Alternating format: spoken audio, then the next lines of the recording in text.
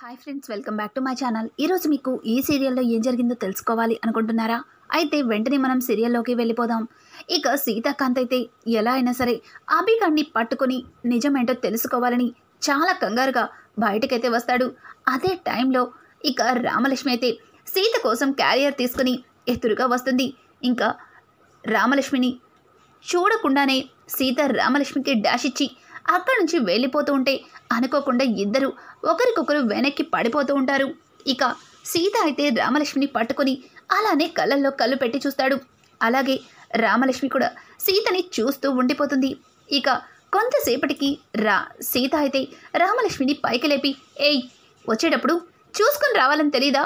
అసలు పడితే ఇంకేమైనా ఉందా అని చెప్పి ఇక సీతాకాంత్ రామలక్ష్మిని అంటుంటే, సార్, నేను బాగానే వచ్చాను, మీరే ఎక్కడికో వెళ్ళడానికి హడావుడిగా పరుగులు తీస్తూ నన్ను కింద పడేస్తారు అని చెప్పి ఇక సీతాకాంత్ని రామలక్ష్మి నిలదీస్తుంటే రామలక్ష్మి అన్నట్టు నిజంగానే సీత రామలక్ష్మిని కిందకు వదిలేస్తాడు. ఒక్కసారిగా రామలక్ష్మి మరింత కోపంగా పైకి లేచి, ఏంటి సీత సార్, ఇట్లా పడేశారు, అసలు మీరు ఏంటిలా తయారయ్యారు అని చెప్పి రామలక్ష్మి సీతని అడుగుతూ ఉంటే తను అభి దగ్గరికి వెళ్ళాలన్న కంగారులో ఒక్క మాట కూడా వినిపించుకోకుండా అక్కడి నుంచి వెళ్ళిపోతాడు. ఈయనకి నా మీద ఇంకా కోపం పోయినట్టు లేదు. ఈయన కోపం పోయి మళ్ళీ ఎప్పట్లాగా నాతో ఎప్పుడు ఉంటారో ఏంటో అని చెప్పి రామలక్ష్మి ఆలోచిస్తూ ఉంటుంది. ఇక్కడ చూస్తే నందిని అయితే అభికి కంటిన్యూషన్గా కాల్ చేస్తుంది. కానీ అభి ఫోన్ అస్సలు పనిచేయదు.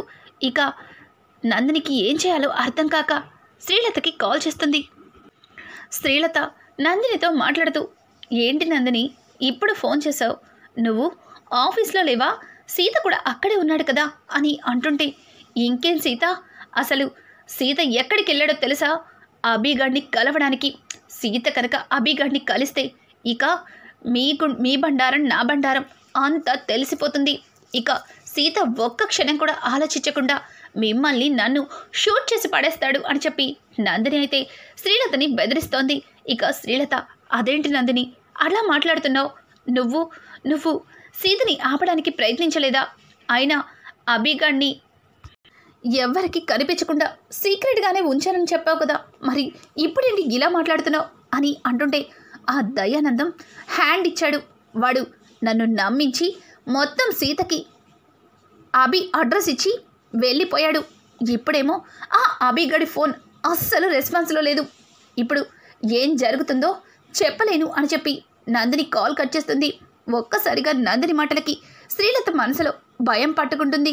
ఎలా అయినా సరే అభిగాడిని సీత నుంచి తప్పించాలని ఆలోచిస్తూ ఉంటుంది. ఇంతలో అక్కడికి శ్రీవల్లి వచ్చి, అత్తయ్యగారు, ఏంటి ఇంత టెన్షన్ పడుతున్నారు? ఈ టెన్షన్ మనం రామలక్ష్మి అక్కయ్య మోహన్లో చూడాలి, కానీ మీరు టెన్షన్ పడతామేంటి? అసలు మనం దర్జాగా కాలు మీద కాలేసుకుని తాగటానికి జ్యూస్ తీసుకొచ్చాను, రండి. ఈ జ్యూస్ తాగుతూ రామలక్ష్మి అక్కయ్య వెళ్ళిపోయేటప్పుడు మనం ఎలా సంతోషించాలో దాని గురించి ఆలోచిద్దామని చెప్పి వల్లి అయితే ఇక శ్రీలత చేతిలో జ్యూస్ గ్లాస్ని పెట్టి చెయ్యి పట్టుకుని తీసుకెళ్ళబోతుంటే ఇక శ్రీలత ఆ గ్లాస్ని కింద నేలకేసి కొడుతుంది. ఏయ్ తింగరదానా, ఎప్పుడు ఏం చేయాలో నీకు అస్సలు తెలీదు, అసలేం జరిగిందో నీకు తెలుసా అని అడగడంతో ఇక శ్రీవల్లి అయితే, ఏమైంది అత్తయ్య గారు, ఎందుకంత కోపంగా ఉన్నారు? కొంప తీసి బావగారికి మొత్తం నిజం తెలిసిపోయిందా? ఇప్పుడు మనం పెట్టి బెడ పట్టుకుని ఇంట్లో నుంచి వెళ్ళిపోవాలా అని చెప్పి శ్రీవల్లి అయితే శ్రీలతని అడుగుతుంది. శ్రీలత, ఒక విధంగా ఇప్పుడు అదే జరుగుతుంది. ఆ నందిని మీద నమ్మకంతో నేను ఇంట్లో చేతులు కట్టుకుని కూర్చోవడం వల్ల అది మన మెడకే చుట్టుకునేలా చేసింది. ఇప్పుడు కనుక ఆ అభిగాడు నోరు విప్పితే ఇక నువ్వన్నట్టుగానే నువ్వు, నేను, సందీప్ ముగ్గురం పెట్టే వెడ పట్టుకొని ఇంట్లో నుంచి వెళ్ళిపోవాలి అని చెప్పి శ్రీలత మాట్లాడుతుంది.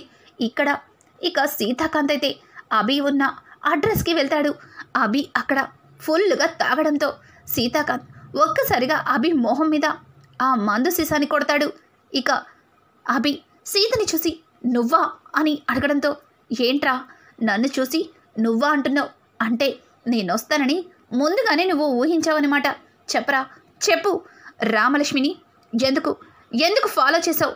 అసలు రామలక్ష్మికి నాకు మధ్యలో ఏం చేయాలని ఇదంతా చేసావు? నీకు ఇంతకు ముందే చెప్పాను రామలక్ష్మి జీవితంలోకి రావద్దని. కానీ నువ్వు మళ్ళీ మళ్ళీ రామలక్ష్మిని ఇబ్బంది పెడుతుంటే చూస్తూ ఊరుకుంటానని ఎలా అనుకుంటున్నావు?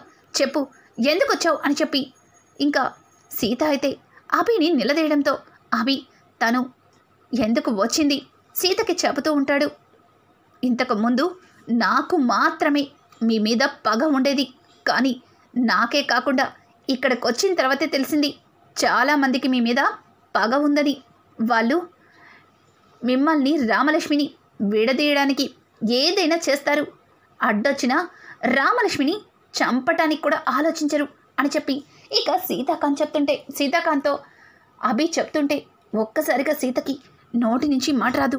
ఏంటి, రామలక్ష్మిని చంపడానికి ప్రయత్నిస్తున్నారా? ఎవరు ఎవరు చెప్తావా లేదా అని అంటుంటే చెప్తాను అని చెప్పి ఇక అభి అయితే కొట్టద్దు, చెప్తాను అని సీతతో నిజమేంటో చెప్పబోతుంటే కరెక్ట్గా అదే టయానికి ఎవరో వెనక నుంచి అభిని గన్తో షూట్ చేస్తారు.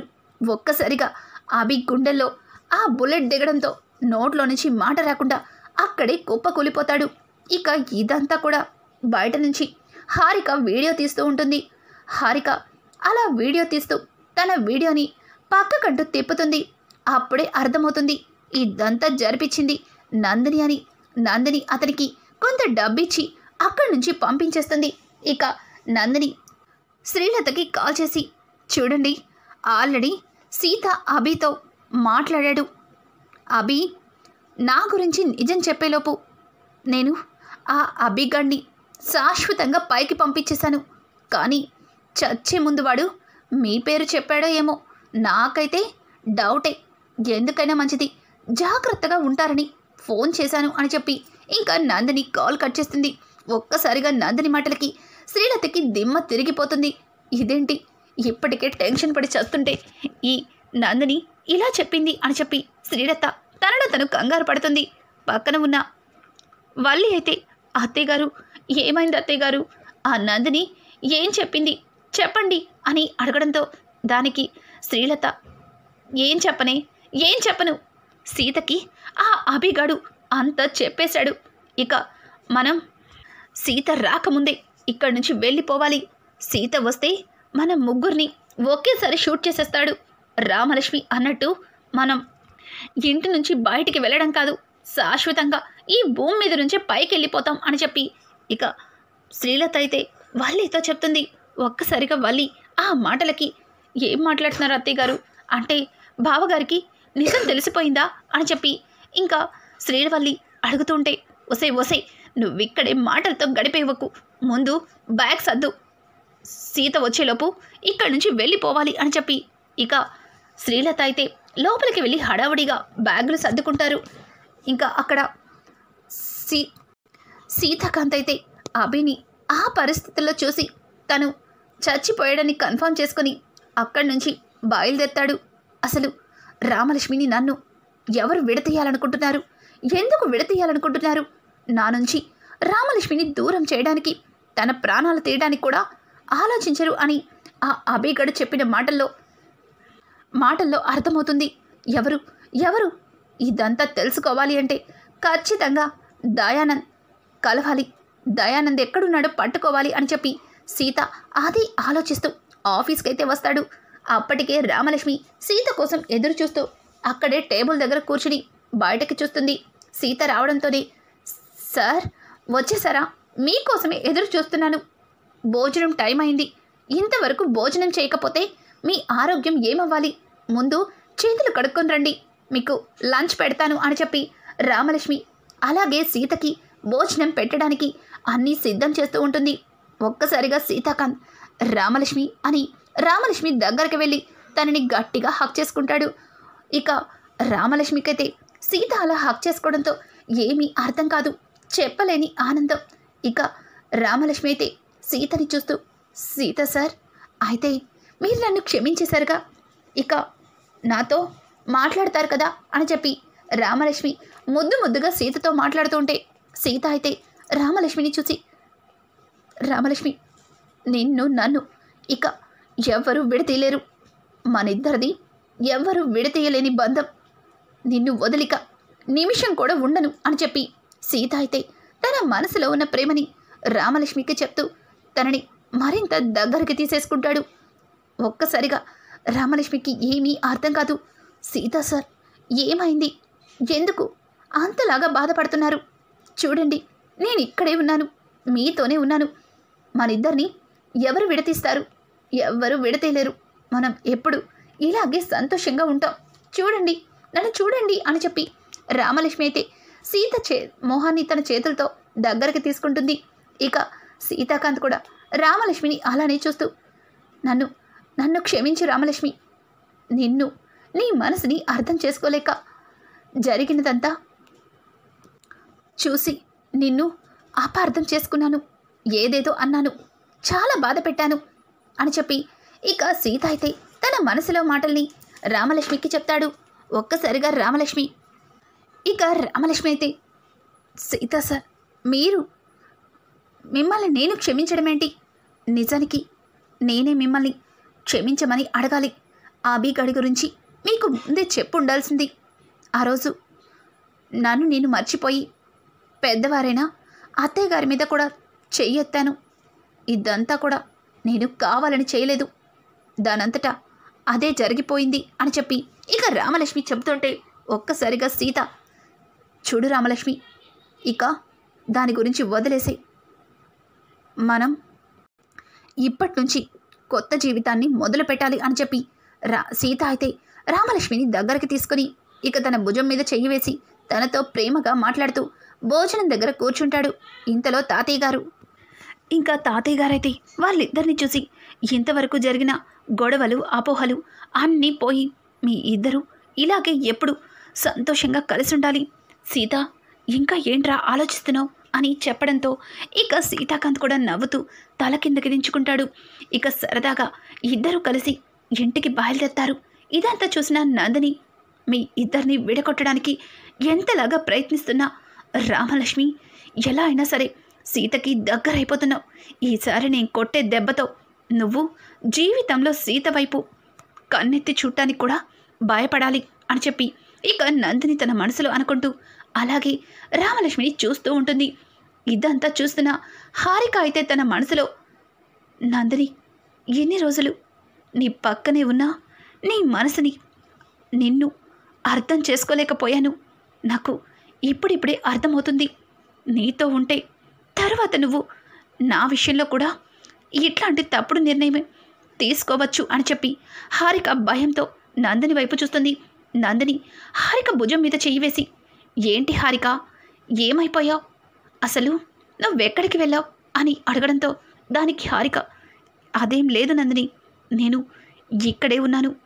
నిన్ను చూస్తుంటే నాకెందుకో కాస్త భయంగా ఉంది అని అంటుంటే, అయ్యో పిచ్చి హారిక, నువ్వు ఆ అభిగాడిని పైకి లేపించేసరికి బాగా భయపడ్డట్టున్నావు. చూడు, నువ్వు నా స్నేహితురాలివి, నిన్నెందుకు అలా చేస్తాను? నిన్ను నా తోడ పుట్టిన అక్కలాగా చూసుకుంటున్నాను. నీ విషయంలో ఎప్పుడు అట్లాంటి పొరపాటు చెయ్యను. ముందు బయలుదేరదాం పద అని చెప్పి ఇక హారికని తీసుకుని తనతో బయలుదేరుతుంటే హారిక తన మొబైల్ని నందిని చూడకుండా జాగ్రత్త పడుతుంది. ఇక ఇంటికి వెళ్తున్న సీత రామలక్ష్మి ఎదురుగుండా శ్రీలత అలాగే సందీప్ ఇక వల్లి ముగ్గురు బ్యాగులతో కనిపిస్తారు. ఒక్కసారిగా వాళ్ళని చూసిన సీత, అమ్మా, ఎక్కడికి వెళ్తున్నారు? పైగా బ్యాగ్ ఏంటి అని అడగడంతో అక్కడే ఉన్న వల్లి, అది బావగారు, అది అది అని ఇక ఏదో మాట్లాడబోతుంటే ఒక్కసారిగా శ్రీలత ఆశ్చర్యంగా, నాన్న సీత, నువ్వు బాగానే ఉన్నావా?